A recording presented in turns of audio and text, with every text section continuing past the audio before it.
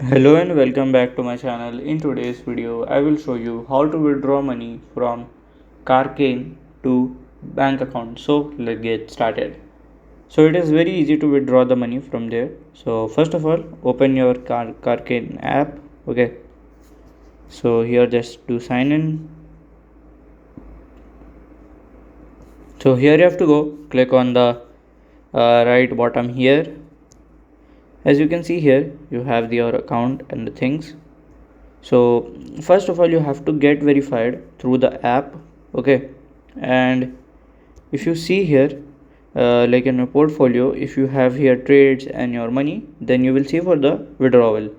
So you can just go to withdrawal and you can just put your bank account number and bank details and you can confirm your withdrawal. So by this way you can do it.